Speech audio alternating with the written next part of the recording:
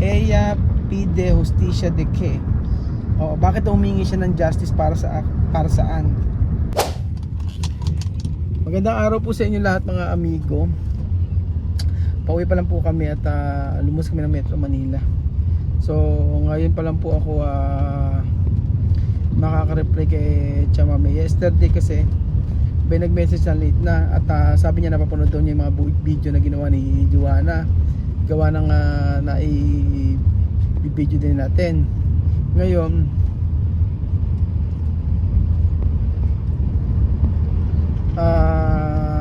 sabi niya dito, may mga voice message pa nga kasi nga na ngayon halos madalas siyang nag-online, nangangamusta lang sa mga nangyayari.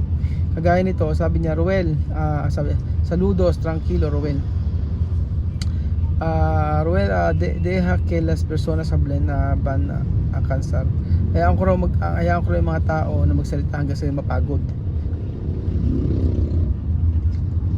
Joanna no sabi que nadie le ayuda. Sabi ganoon, si Joanna daw wala raw alam sa mga natulong. Solo tú pero ella hablar así.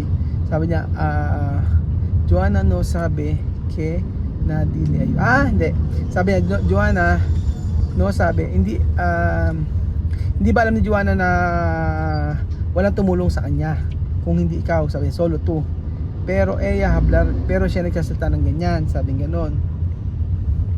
Kay corazon, anong klaseng puso yan, sabi niya. Donde tu sufrimiento con ella ha ido, sabi niya. Asan donde tu sufrimiento, asan ay paghihirap mo sa kanya, sabi niya. Ken ba ayudar ella cuando ella hablar? Sino ba ang tutulong sa kanya sa pagsasalita niya ng ganyan sa akin? Sabi gano'n ni Chamame. Tapos yo he visto todo. Nakikita niya lahat. Yo he visto todo. No importa que tiene ella. Hindi raw mahalaga sa kanya kung ano ang meron na sa kanya. Ang ayuda no es obligasyon. Ella no lo sabe. Ang tulong daw ay hindi obligasyon. Hindi niya ba alam yon, sabi niya. Cuando ella hablaba mentiras con mis nombres, sabi niya, nang siya ay nagsasalita ng mga masama sa pangalan ko, sabi niya. Ngayon cuando ella hablaba mentiras con mi nombre, sabi niya, cuando ella, kapag nung siya ay nagsalita ng kasinungalingan about sa kanya, about kay Chamame, sabi niya, ngayon nakita mo na kung sino si Joanna. Nakita mo na kung sino si Joanna. Tapos sabi niya rito, si ella no sabe lo que pasa con su vida, que no desorden la vida de los demás asumen mentiras. Ano yan? Basta pagkasinungaling, hindi ko maintindihan. Si ella no sabe lo que pasa. Hindi niya alam kung ano yung nangyari sa kanyang, hindi niya alam nangyari ko sa kanyang buhay, na hindi maganda, hindi maayos ang kanyang ano yun? Desorden la vida de los demás consume mentiras. Mentiras ang natindihan ko, sinungaling. Mag-ingat ka, Ruel, kay Joanna, dahil marami siyang sabi niya, cuidado Ruel con Joanna porque ella habla mucho ahora. Cuando había dinero, porque ella no hablar. Ella tiene que piensa no hablar. Sabi niya, binitya mami, mag-ingat ka Ruel sa kay Joanna. Bakit hindi siya nagsasalita sa'yo dati nung binibigyan mo ng pera, di ba? binibigyan mo ng pera, bakit ngayon nagsasalita siya ng ganyan, sabi niya. At yan dapat siyang mag-isip na hindi dapat siya nagsasalita ng ganon, sabi niya. Ngayon, sabi, ahora no hay dinero, ella hablar mucho. Cuando hay dinero, ella no ano yun? Esenya. Oo. Ahora no hay, ngayon walang pera at saka siya nagsasalita ng kung ano. No. Cuando ay nandun daw siya, nandito siya sa Pilipinas, hindi naman siya nagsasalita. Su niño muerto esto no tu culpa. Yung pagkamatay daw ng kanyang anak ay hindi ko raw pagkakamali yun, pagkukulang. Porque tu mandar dinero para los niños y ellos vivir hacer lujos. Ayun, sabi niya gano'n. Hindi mo kasalanan ng pagkamatay ng anak niya dahil nagpapadala ka ng pera doon para sa mga anak niya at para mabuhay, at yung ginagawa pa niya na pagluluho. Oo. Donde ella va citar? Ella pide justicia de qué? Bakit daw humingi siya ng justice para saan? Bakit daw humingi siya ng justice o justicia? Kasi di ba nga sabi niya doon, nakita kasi niya yung videos, malamang na yung sabi niya, ako po yung humingi sa inyo ng tulong, sabi niya ganoon. Kasi Raul ay hindi ako pinangakuan ako ng ganito, ng ganyan, ng ganyan. Oo, napanood niya to malamang. Sabi niya, sabi tuloy ni Chamame na ella pide justicia de que, bakit siya humingi ng justicia, ng justice, sabi niya. Asawa mo ba siya? Sabi niya. Ella no piensa cuando tú ella sufrir aquí antes tu cuidar. Nung siya daw ay nang si Juan daw ay nagdudusa sa Guinea, hindi ba niya naisip na tinulungan mo siya, inalagaan mo siya? Sa lahat-lahat na yan, bakit ganyan siya? Totoo na yung mga sabi ko sa kanya. Totoo na, sabi ko si Chamame, totoo na yung mga sinabi mo. Yan, may mga message.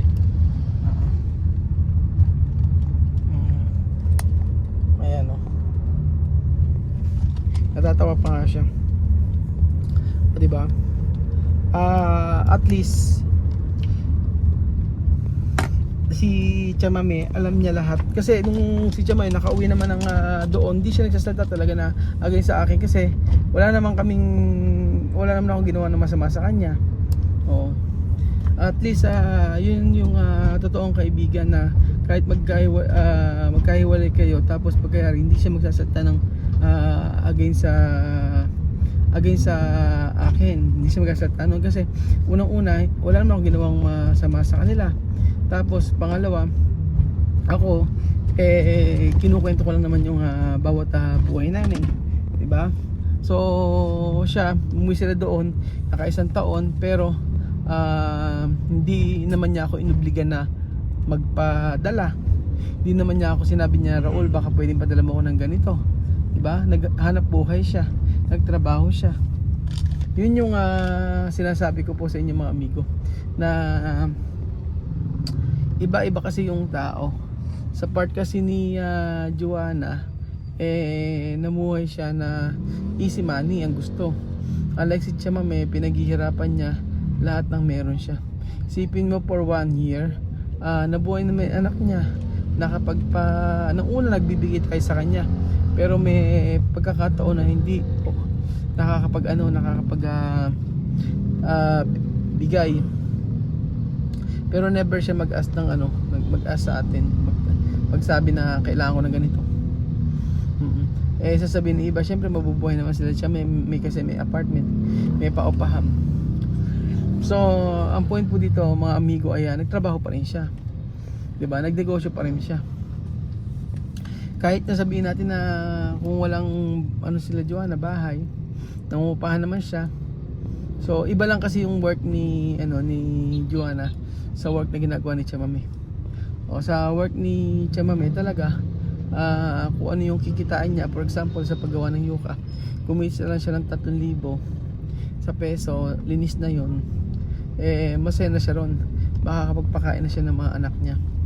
Tapos kung sa isang linggo, sabihin mo na isang beses lang siya magyuka, tapos every week o 3, 6, 9, makaka-uwi na siya ng mga 9,000 to 10,000 pesos. Pero mapapakain niya yung pamilya niya. Kaso yung paggagawa niya ng yuka, talagang mahirap yun. Kaya lang, sabi ko nga po sa inyo na sinasabi kasi ni Chamami dito na bakit siya nagsasalita ng masama sa'yo nung time na binibigyan ka ng pera. Tapos ngayon nang hindi mo bibigyan ng pera, tsaka siya magsasalita ng masama sa'yo. O di ba? Ako nga naman, si Chamami nga, ala naman, di ba? Hindi ako nagbigay ng ano sa kanya, pero hindi siya nagsalita kahit yung mga anak niya. Yun ang pagkakaiba nilang dalawa. Marespetong tao si Chamame kumpara doon sa isa. Ito talagang sisirain ka na sisirain kahit na hindi ka totohanan, diba? Hindi ko alam bakit niya nagagawa yun. Siguro malamang dahil sa pera, kasi sabi nga diba tutulungan daw siya. Di kung tutulungan siya maayos, okay. Pero kung hindi, sorry sa kanya. Pero gusto kong malaman, mga amigo, kung sino talaga nagsususo sa kanya. Oo, kung sino yung nagpagawa ng video sa kanya. At para pero tingin ko dami account lang din naman yun. Oo, di ba? Dami account din yun. Pero dapat nag-isip siya na dapat kung gagawa siya ng video ngayon, dapat i-ano din naman yung sarili niya na etong taon na to nagpagawa sa akin ng video ganyan.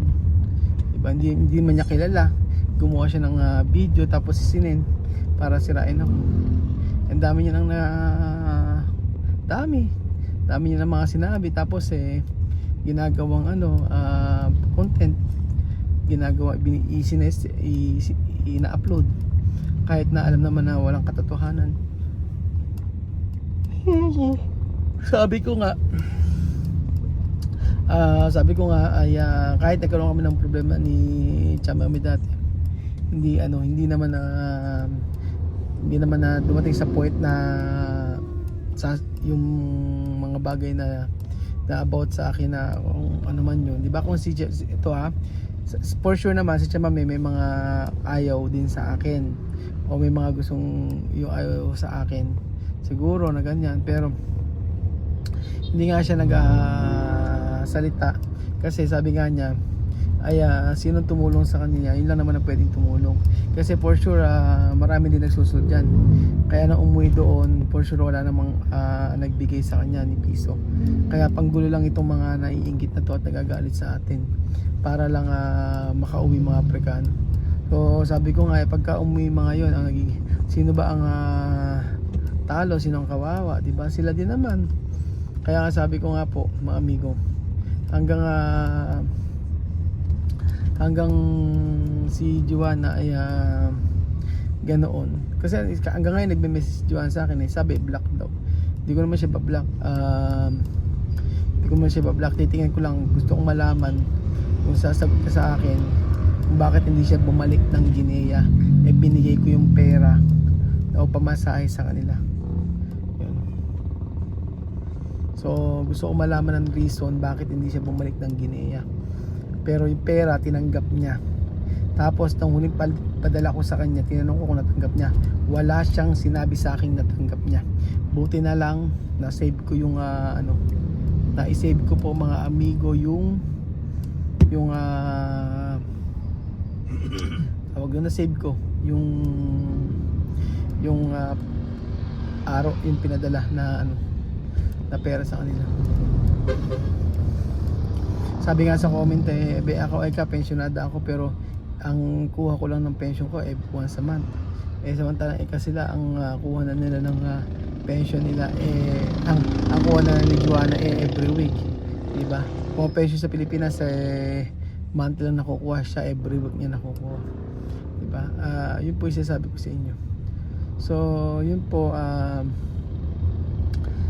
sabi ko nga lalabasin mga katotohanan. Kung siya ay nagsisinungaling, kayo po ang nakakaalam ng lahat. So ayun po mga amigo, at sasagot lang tayo sa mga ginagawa niyang video na paninira sa atin. na dapat hindi na talaga, di ba? Kasi nang umuwi naman sila doon, hindi naman ako nagsalita, hindi ko man sinabi lahat ng mga pinagagawa niya sa Pilipinas eh. Di ba? Hindi ko inano yun. At sabi ko uwi naman na. So ayun po mga amigo, thank you so much po at God bless po.